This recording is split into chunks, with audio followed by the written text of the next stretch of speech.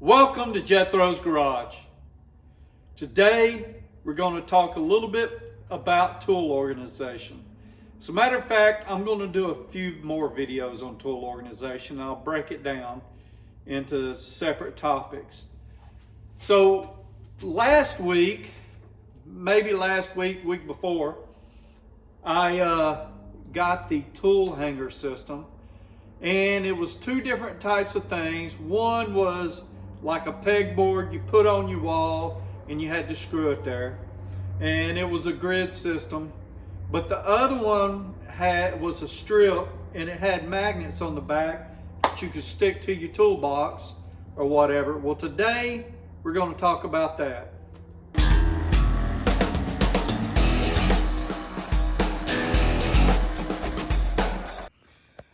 So my toolbox is a little messy, but this is what we've got here. This is one of the tool rails that Tool Widget makes. So I've got it mixed up. I've got 6 screwdriver hangers on there and 3 pliers hangers on there. You see, I was able to fit 5 sets of pliers in there and 1 adjustable wrench, crescent style. Here's one on the back that I haven't hung anything on. And here's one on the other side that I've got some things on, but haven't put the rails, haven't put anything on it yet. Just real quick note, I purchased 3, and 2 of them come in, and the magnets were keeping them from, the screws and the magnets were keeping them from being flush. One of them was kind of stripped out, and then the other one I was eventually able to make it flush.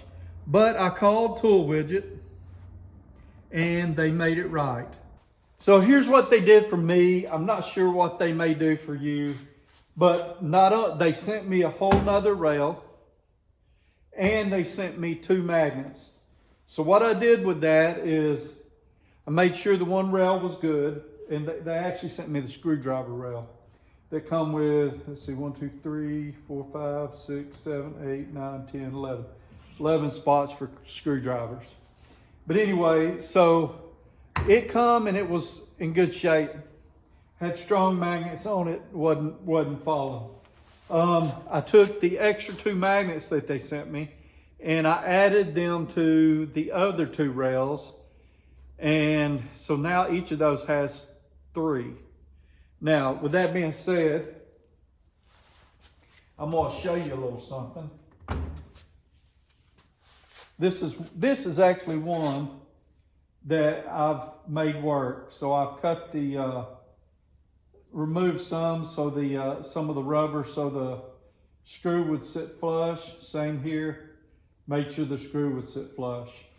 And with that, it's pretty good. Each of these magnets are supposed to have like a 5-pound pull. So one thing I was having trouble with, and you give me a second, I'll show you.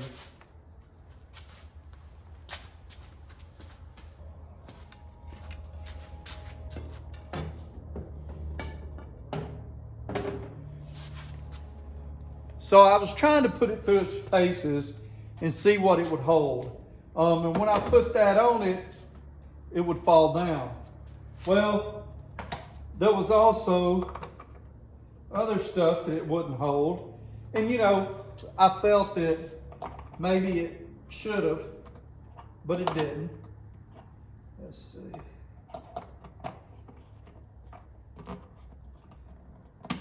Here we go. These nice big pry bars. Well, I won't keep them like this because I don't want to move them around my box and then slap the back of it and dent it. But now, as you can see, it's, it holds great. And this could come in real handy. What I would do if I was to do this, let's say if I wanted to keep my pry bars on here, I would try to find me something I could stick to the back to keep these pry bars from slapping the box. So something in between them down there, maybe a small magnet, something, I don't know. But as you can see, it does pretty decent. It's gonna move around a little bit with me, and as you can see, all this is on the side and it holds steady. Now, if I could do something a little better with it, let me bring you over here.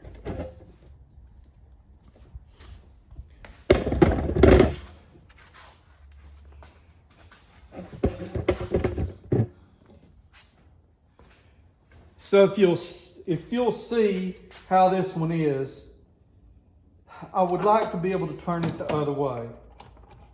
So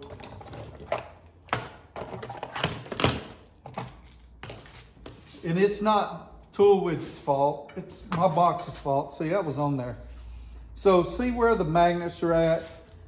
They're close to the top with it this way, right? See this on my box? It's got a ridge right here.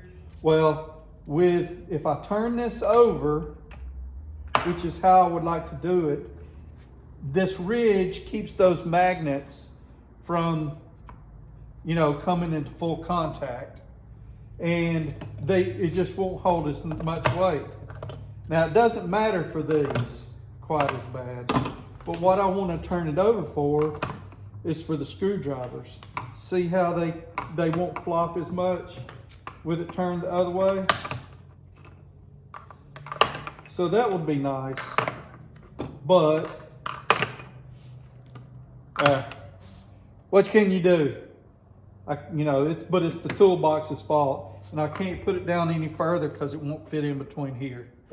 But these are the best places for me to put it.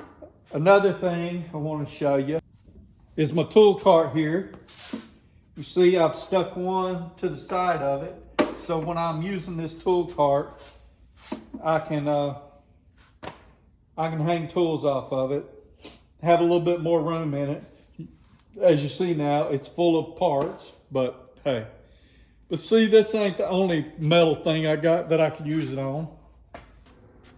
I've got this table here, and this table will go in my room that's gonna be sort of right here anyway. And it'd be what I use to work on engines and stuff on, or just everything. It'll pretty much be beside my engine stand. It'd be nice to hang stuff on it. So it's a, decent little table, and there we go. It's it'll hold real well, and I got a place to put my tools that ain't taking up my tabletop, which tabletop space is precious. I was talking to someone at the Farm and Tractor Show the other day about space on tables and how we really, there's no such thing as having too much. Quick update, I made a quick improvement. It's not the best in the world, but I trimmed this down right here so it fits over the edge, so I could turn it upside down. Then I added a piece of metal tape back here. It's metal with an adhesive backing, and then added nice little magnets all along it.